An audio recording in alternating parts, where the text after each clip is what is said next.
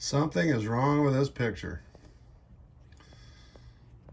This is a pivot spacer for a metal arm on a lawnmower, of all things, on the cutting head.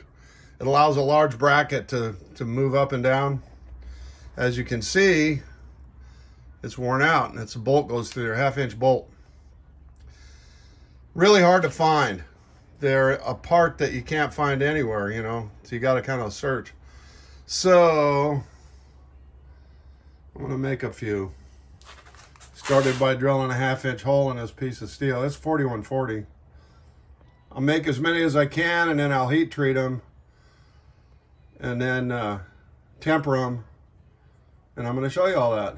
It's an easy one. These little parts, you know, should be cool. You'll get to see the process. So yeah, that's what's coming up. Golf cart parts. Well, not golf cart. Basically, these are on a John Deere fairway mower, you know, that mows the fairways.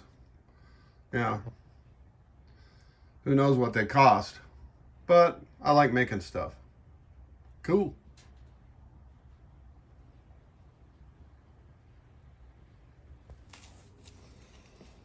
Okay, so let's see.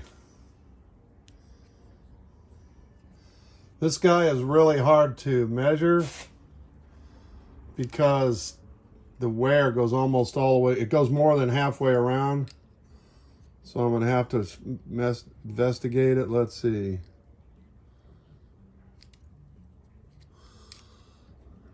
Uh-huh.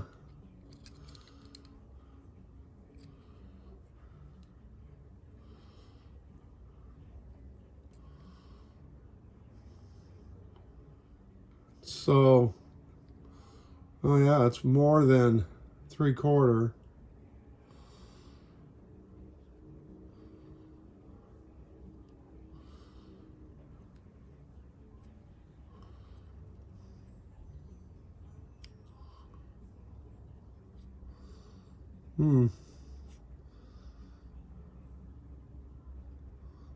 See, it's more than 3/4 because that's 785. So, yeah, it's just a hair over. Yeah, just a hair over 8. It's around 810. 810 thousandths. The closest imperial equivalent to that would be 13/16. So yeah, 13/16 it is. I got wear on both sides. 13/16. That's my target. So clear that again.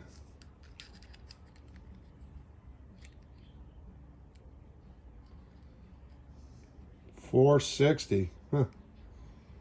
460 thousandths wide. What strangeness. Hold on now. What are we looking at in metric? 12 millimeters.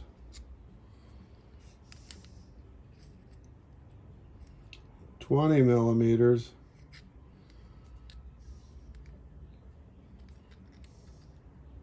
12 millimeters. 3.3. Yeah, it's got to be where that's at. See, it's bigger than 4. Yeah, it's 3 millimeters out of 12, so it'd be 9 millimeter recess. These things are, you know, that's a point to be made. These things use metric wrenches now that I'm thinking about it. So it's a metric thing. So 20, 25, that's 25/4, 3, yeah.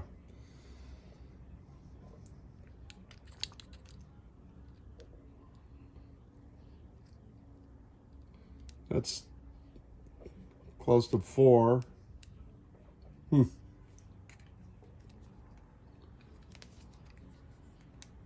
Let's try this.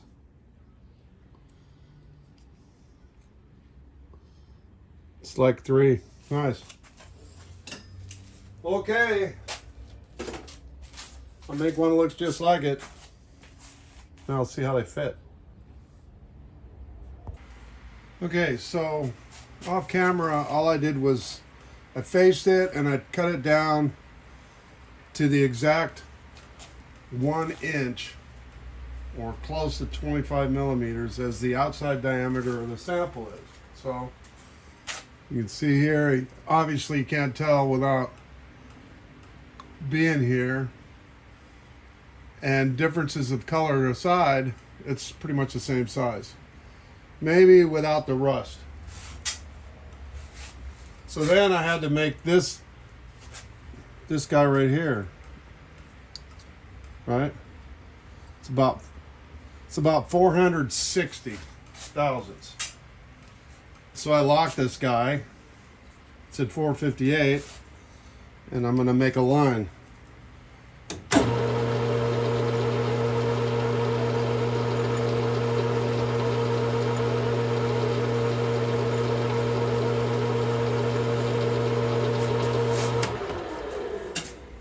Pretty good line, I can see real good.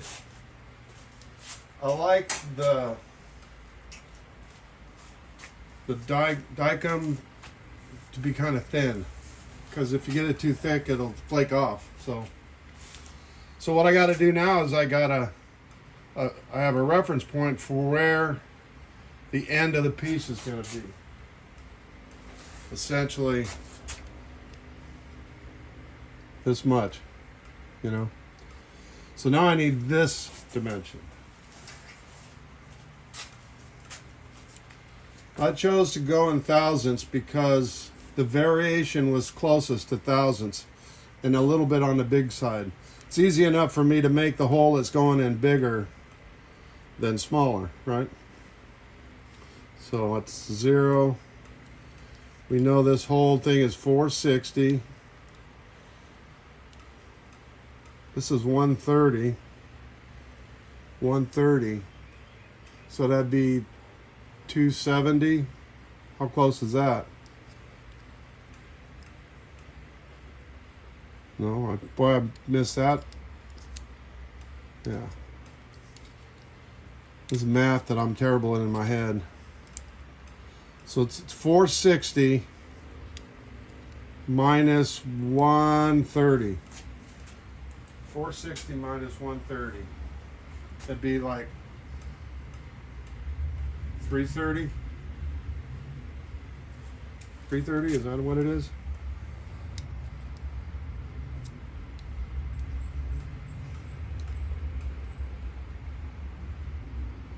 Well, it looks like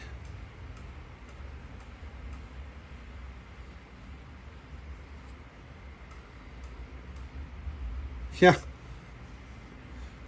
It's really hard to get an eyeball in it with this measuring, but it's 330. I gotta go in 330. So, turn it on again. I've set it at 330.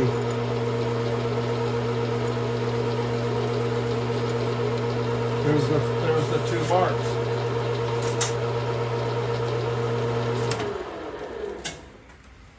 Basically saying, I gotta machine off this, I gotta turn off this recess down to the diameter it'll end up at, and then I have to cut this off on this side of this line to make the part. So I'm not gonna just film all of this turning, I'll show a little bit, but it'll take a while and I don't want to get people all bored and upset with me.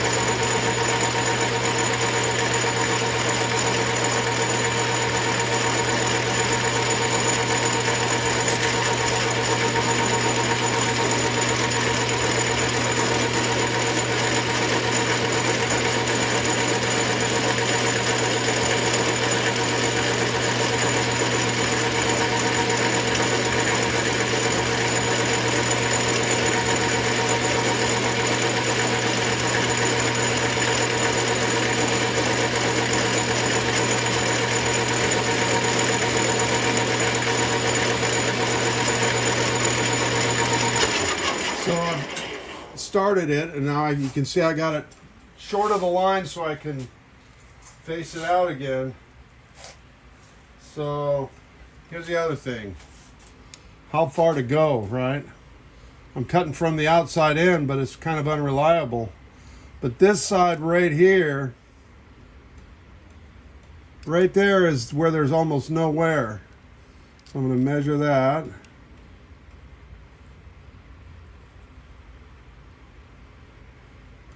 $140 thousandths. I'm going to bring this guy back.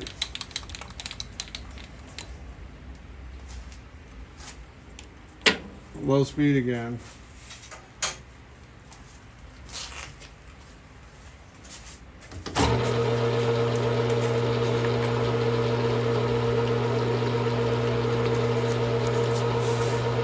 Let the dicom dry up, and I mark it again.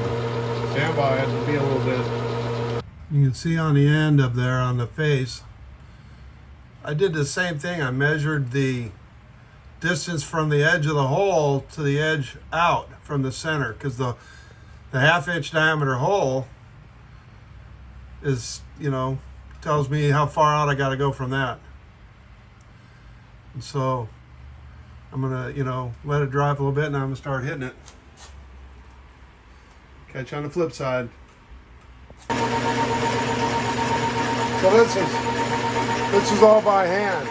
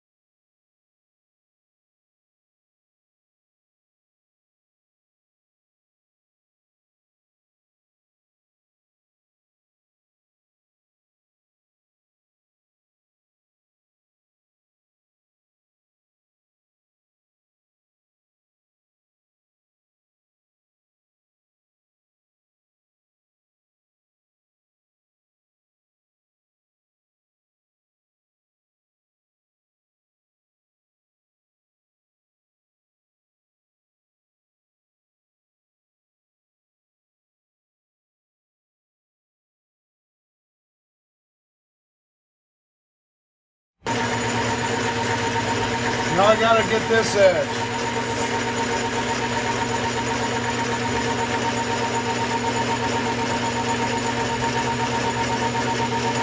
I'm almost kissing it.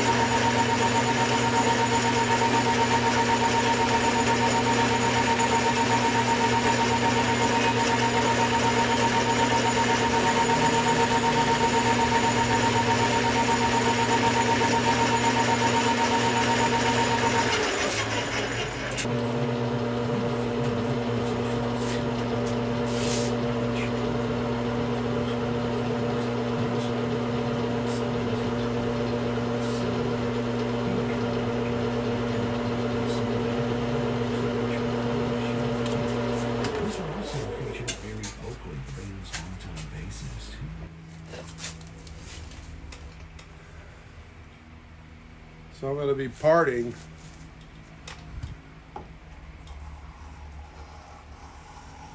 And this guy's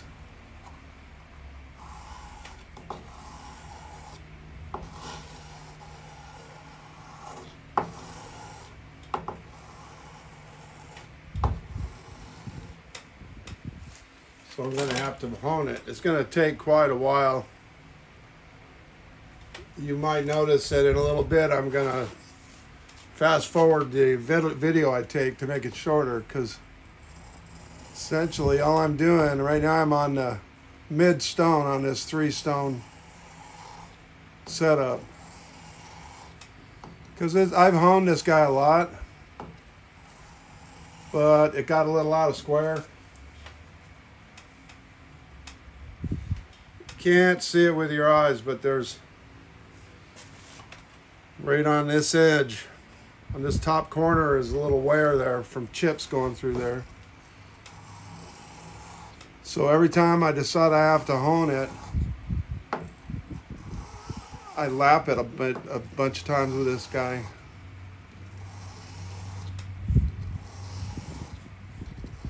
And I've got my finger just riding right on the edge of on the corner, because I can actually, I don't know, I've done it so long I can feel where it's square. You can feel when it's flat.